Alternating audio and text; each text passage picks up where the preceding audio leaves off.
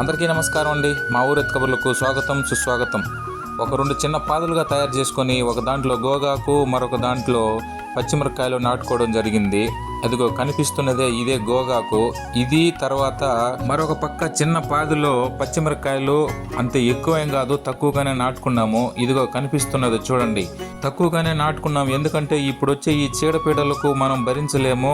తక్కువగా నాటుకున్నట్లయితే అది బాగా పండుతుంది, మనం బాగా చూసుకుంటానే ఉద్దేశంతో తక్కువగానే నాటుకున్నాము. అదేవిధంగా ఈ మామిడికాయల సీజన్లో మామిడి చెట్లకు నీళ్లు కడతాం కాబట్టి ఈ మామిడి చెట్ల కింద ఈ అనారాస పండ్లు అయితే నాటుకున్నాము. ఈ అనారాస కాయలకు నీళ్లు ఉన్నాయంటే బాగా చాలు, బాగా పండుతాయి ఇవి. చూడండి ఒకసారి మీరు కూడా చూస్తున్నట్టయితే అబ్బా భలే పండించినారా, మనం కూడా తినేద్దామని అనిపిస్తుంది అందరికీ.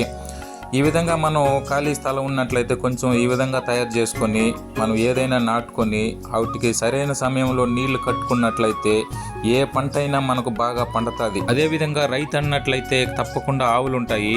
ఆవులకు కావాల్సింది కసువు. ఈ కసువుకు నీళ్లు కట్టుకుంటూ పక్కనే ఏదైనా కూరగాయలు ఆకుకూరలు పండించుకున్నట్లయితే మనకు కూరకు పొద్దుపోతుంది, వాటికి కూడా డబ్బులు పెట్టి కొనే బాధ తప్పుతుంది. ఇక మనం పండించుకున్న కూరగాయలు తిన్నామంటే మనం ఆరోగ్యంగా ఉంటాము.